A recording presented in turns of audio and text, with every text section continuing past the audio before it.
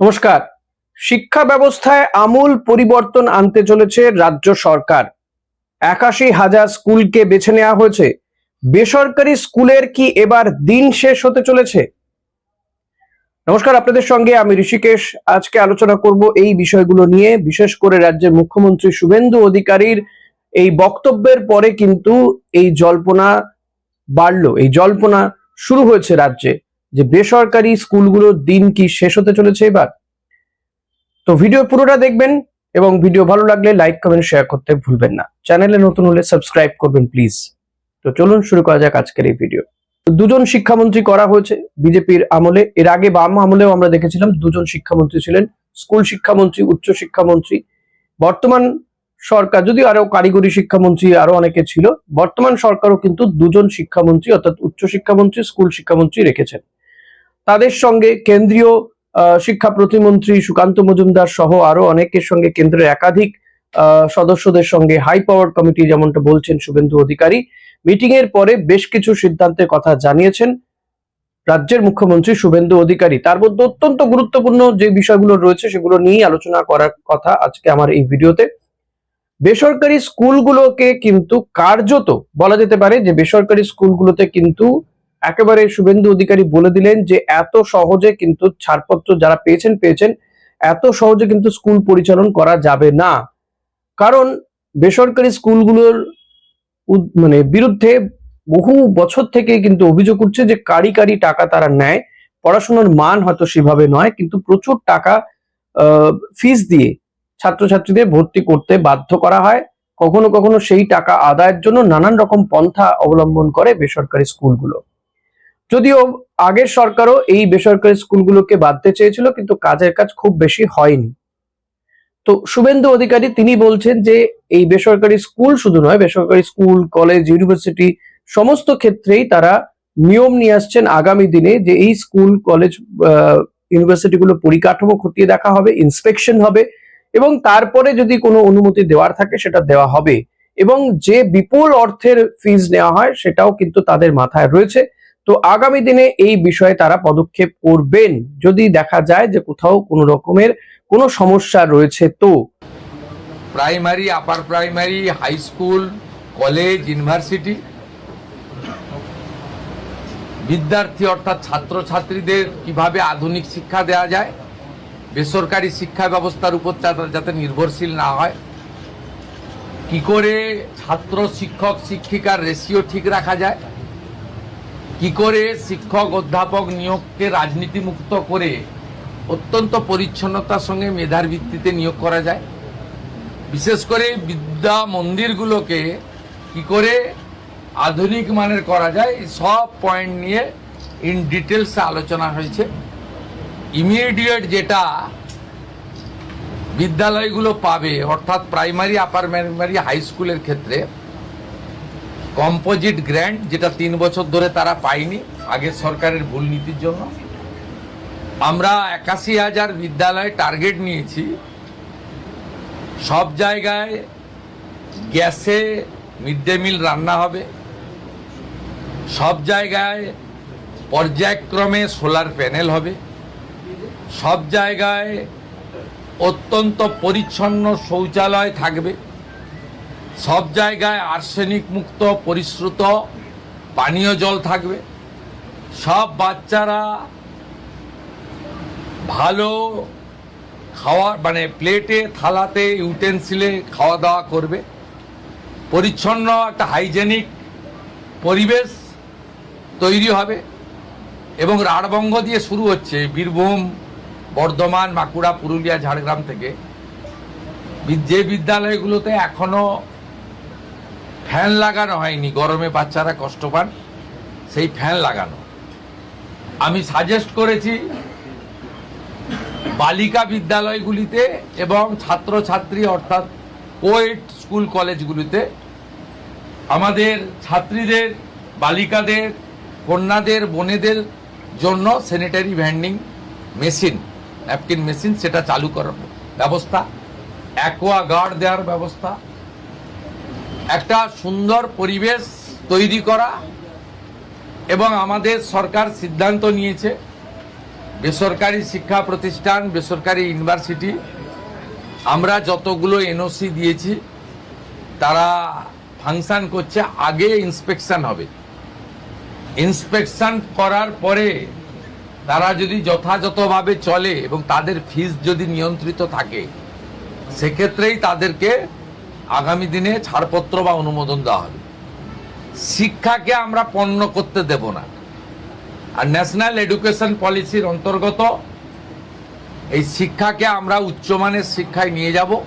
তো শুভেন্দু অধিকারীর এই মন্তব্যের পরে নিঃসন্দেহে কারো কারো বা প্রত্যেক অভিভাবক অভিভাবিকার কিন্তু এটাতে আশায় বুক বাঁধতে পারেন।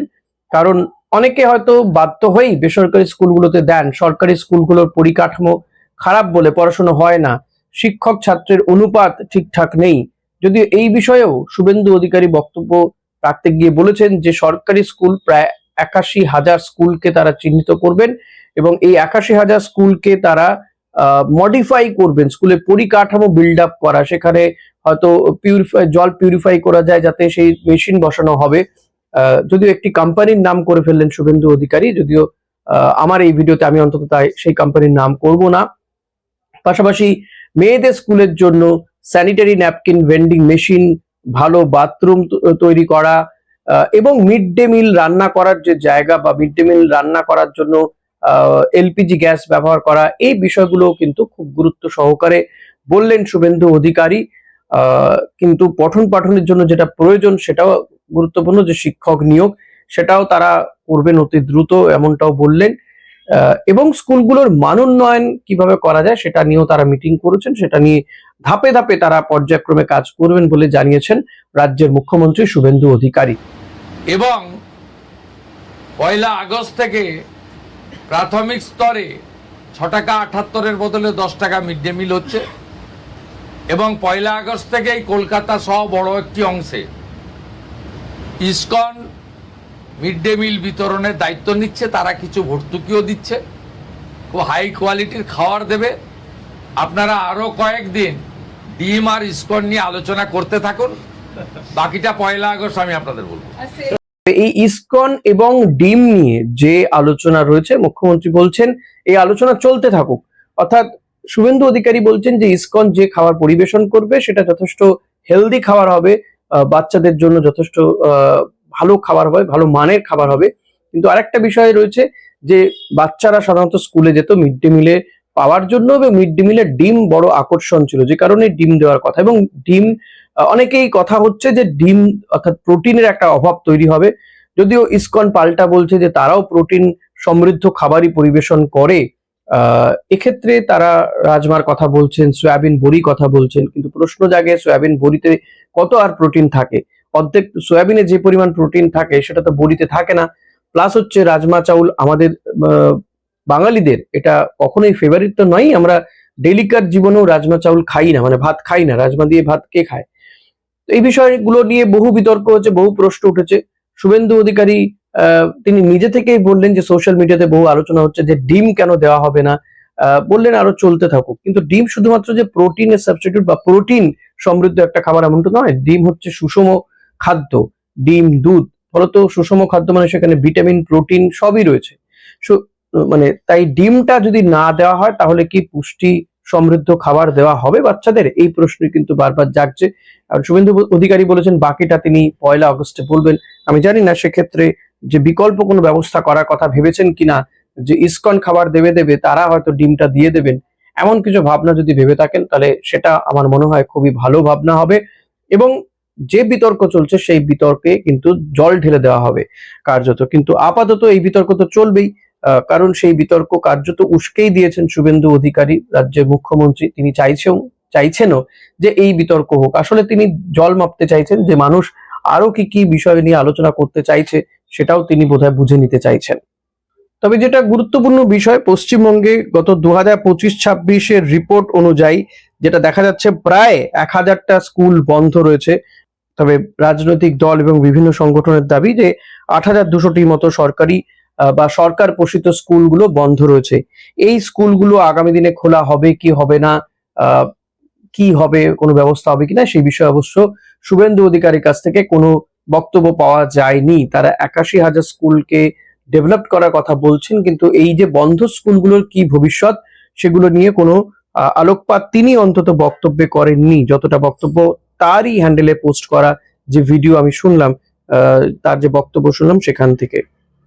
এদিকে বিজেপি শাসিত আর এক রাজ্য যদি ইউপির কথা বলা হয়, কারণ ইউপি বিজেপির কাছে মডেল রাজ্য, সে রাজ্যের যদি তথ্য আমরা তুলে ধরি, সেখানে দেখা যাচ্ছে যে উত্তরপ্রদেশে শিক্ষার্থীদের সংখ্যা কমে যাওয়ার কথা বলে প্রায় 50 জনেরও কম সেখানে স্টুডেন্ট রয়েছে, এমন অন্তত তারা অজুহাত তাই দিয়েছে। প্রায় 25,000 সরকারি সরকার পোষিত স্কুল বন্ধ রয়েছে বলে তথ্য থেকে জানা যাচ্ছে। এর পাশাপাশি যদি আমরা দেখি, উত্তরপ্রদেশে গত কয়েক বছরে সরকারি স্কুলের কমে যাওয়ার সংখ্যা আপনাদের বললাম, কিন্তু বেসরকারি স্কুলের কি ছবি সেখানকার? সাম্প্রতিক ইউডিআইএসসি রিপোর্ট অনুযায়ী উত্তরপ্রদেশে গত কয়েক বছরে সরকারি স্কুলের সংখ্যা কমে যাওয়ার পাশাপাশি বেসরকারি স্কুলের সংখ্যা উল্লেখযোগ্যভাবে বৃদ্ধি পেয়েছে।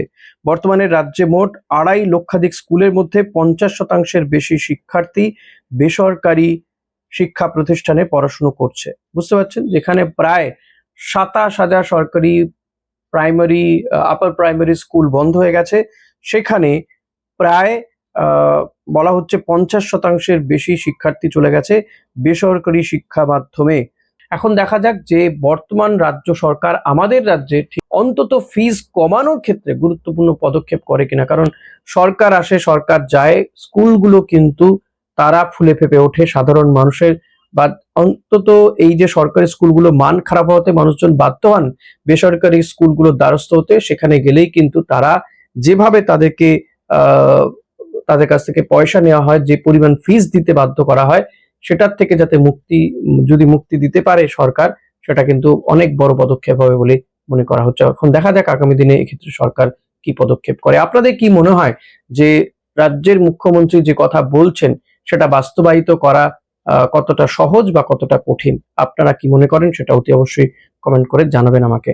ভিডিওটা ভালো লাগলে লাইক করবেন, কমেন্ট করবেন, শেয়ার করবেন। চ্যানেলে নতুন হলে সাবস্ক্রাইব করতে ভুলবেন না। Thank you.